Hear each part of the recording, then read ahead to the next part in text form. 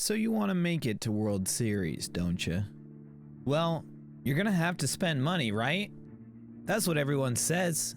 You're going to have the best squad possible to make it to the World Series. You can't make it with no money spent. That's what they want you to believe. But in this video, I'm going to take you from 0 all the way to the 900s in ranked seasons. Yes, I'll be teaching you guys how I made World Series and how you can make it there too without any money spent. So if you guys are ready to take this journey, let's go.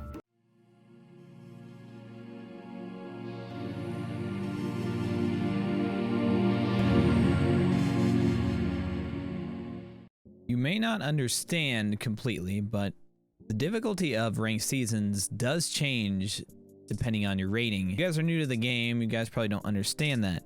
So let me just break it down real quick.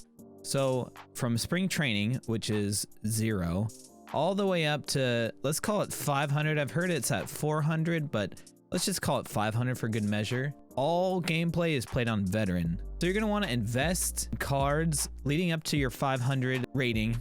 You want to invest in cards that have high power, maybe lower vision because it doesn't matter as well. And you want to make sure you have some decent pitching. Now, it doesn't need to be great.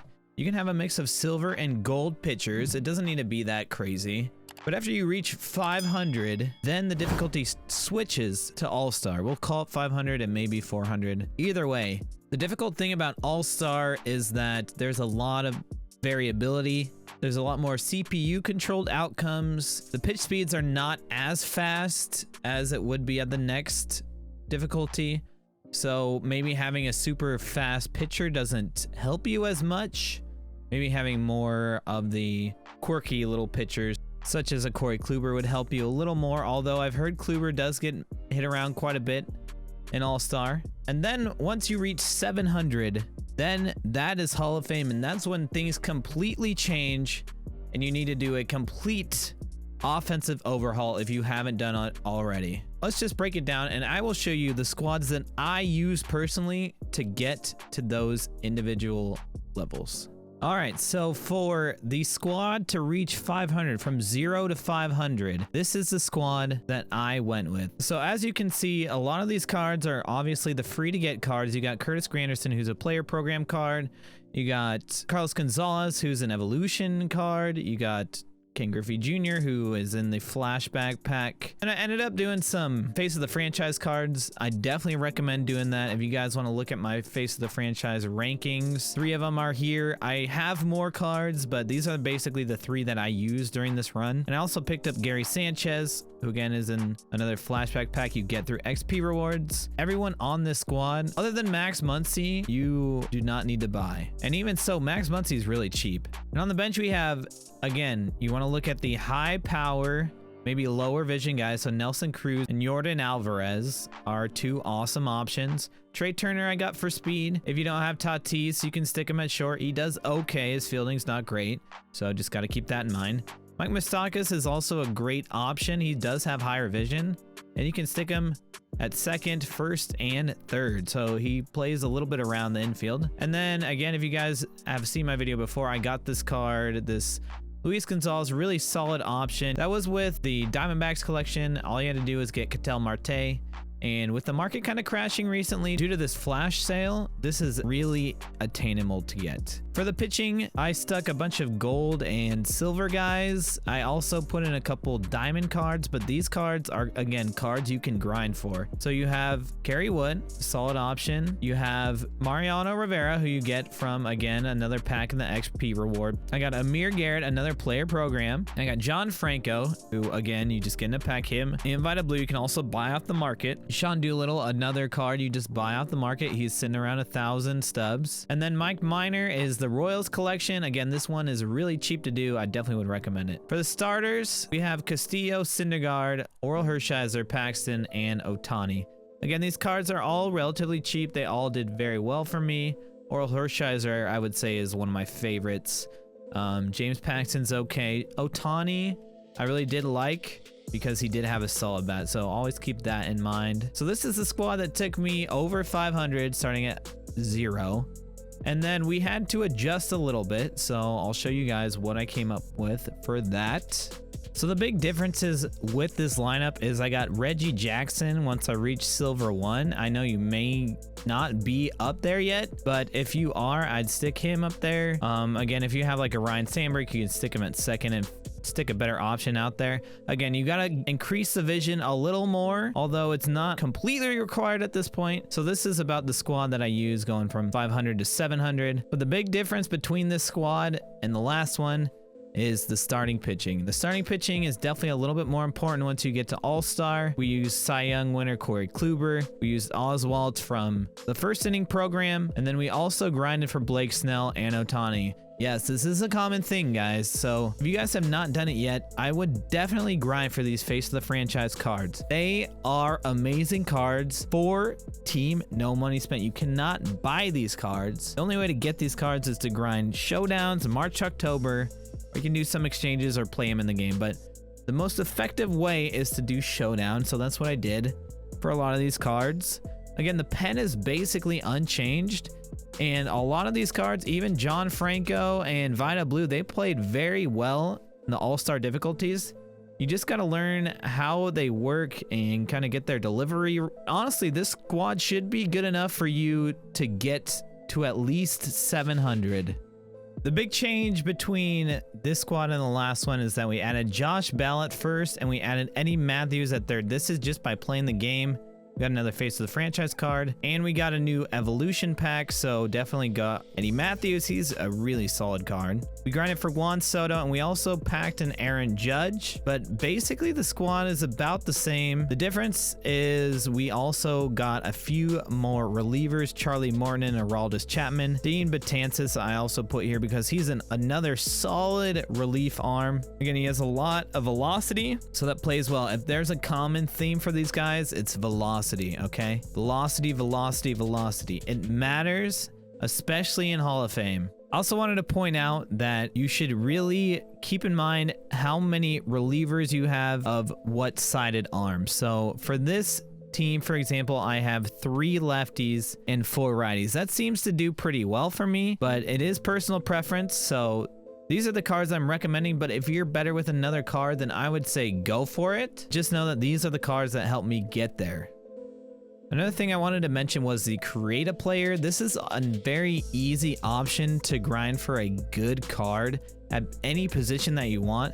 The most popular ones so far are second base, shortstop, and catcher. Those are definitely solid options. I also know people who have used pitchers, but you know, some people say it's a little cheesy. I don't know, that's for you guys to judge, not me. So Create a Player, I definitely would recommend too if you're lacking in a certain position or anything like that. Make sure you do that. And if you guys didn't know, there's collections inside all of these programs, and they will all get you more stubs. So all together, if you do all the collections and you only need gold cards, and you get to keep the cards obviously, but if you do all of the collections for Create a Player, you get around 15k. So that's an easy 15k to get some of the cards that you may have seen in my team. So that's just a little tip for you guys. I don't know if you guys know about that, but it definitely got me some stubs early on. All right, so I wanted to get into some of the settings I use and the ones that have helped me out. So we'll start with hitting. And of course, I always use strike zone high. It helps me really spit on those low balls, the curve balls in the dirt, stuff like that. Strike zone high really helps me, but any other variation of strike zone I think helps. The thing that really stuck with me is someone said, you want to have the most zoomed in view so you can see the ball the best. You can have the best opportunity to square the ball up. So I recommend any of the strike zones. For hitting interface, of course, we do zone. These are my PCI settings here. I really like Diamond for the PCI center. In inner, I really like Starfighter. I don't know if you guys have tried it, but it's a lot of fun to use, and I use my transparency at 70%. I do have the inner and outer fade out. For a lot of my run, I was using the inner PCI as well. And also, here's a little tip for you guys. Once you reach Hall of Fame, what really helped me at the beginning was using the outer PCI instead of the inner one. It basically just gives you a little bit more confidence to see the ball better, and that way it kind of made me feel better about getting up there at the plate. For the pitching, I did use pure analog. I know there's a lot of people that use meter pitching. Those seem to be the two best options to use as far as accuracy goes, but I went pure analog. Of course, pitch feedback is on. I pitch from broadcast, but I know people like to pitch from behind the plate too. So I know like MLB The Show 16 is a good option. Zoom is a good option, any of these. So I also have pitching ball marker classic on. This kind of shows the arrows in the direction that the ball is going. This has really helped me a lot. And for fielding, we have button accuracy, which should be what you guys use. This is the best opportunity for you guys to throw accurately and throw on time. Throw canceling, I also would recommend turning that on so you're not limited to where you throw. And here's a big one, defensive shift, I use manual. So a lot of the time people use the auto shift and it really can screw you in certain situations. So I just recommend doing manual, and that has really helped me a lot. Another thing I want to teach you guys is how I hit. I may not be the best pitcher, but I'm definitely a decent hitter at the game. And this is just kind of my tips I tell anyone that's struggling with hitting. I like to put my PCI right where the pitcher is throwing, right where his arm slot is. I like to put the center of my PCI here. And as you can see, I have taken away everything but the center PCI. And it seems to help me a lot, just focus on the ball. As you can see, that ball is out of here. But focusing where the pitcher is throwing and tracking the ball in is a real good strategy to hitting. So just do a few more examples, a few more times of what it looks like for me to hit. So again, put your PCI up, top left corner, track it in. And if this was a lefty, I'd start my PCI right here. Or a righty, so up here. Track the ball in. All right, start with the PCI up. I kind of just like to wiggle it around a little bit. The PCI up where the pitcher's about to pitch right here. Track it in. It's an easy ball. Really helps you stay focused on the ball and ultimately makes you become a better hitter. Again, there's a lot more people that have a lot of recommendations, a lot of big YouTubers that have their hitting tips. But that's mine. That's just one tip that I want to give you guys. And I hope you guys try it out. Let me know what you guys think of it. The last thing I want to talk about, and this one may be the most important, is your mindset going into these games. I know if you guys have never made the World Series before, if you've never been on a ranked run, you're going to run into really good players, you're going to run into really bad players, and you're going to run into people in the middle. It's just kind of how it goes. It really depends. Some people may have God squads, some people have maybe just started off. But my number one piece of advice to you guys, do not get discouraged. It may feel like you're going up and down and up and down and up and down, and you just want to give up at times. But I promise you, once you get over that hump, once you make it to World Series, I feel like it's a complete shift of your mentality. And a lot of people that I know, for example, I made World Series, and ever since then, I made World Series every time. It's just, once you make it once, you know you can make it again. So it really is a switch in mentality, and I would just recommend keep going at it. I know there's going to be things that are frustrating. This game is not perfect by any means, but if you guys can just stick with it and listen to the advice that I've given you guys, I think I've set you guys up pretty well. If you guys have any questions though, please leave them in the description below. I will try to answer them the best I can. Also, you guys can come in and hang out with me on Twitch. I'm live there 3 times a week. Come in, ask me anything you want. I will answer it to the best of my ability, or I will point you in the right direction of where you should be looking. That's all I have for the World Series push. I hope you guys learned something from this video. I really do want to help you guys as much as I can. So make sure to leave some feedback. If you guys like the video, leave a thumbs up. Really helps the channel, helps the video get exposure. I want to help as many people as I can. So whenever you guys are catching this, I really appreciate you guys. Take it easy, and I will see you guys in the World Series.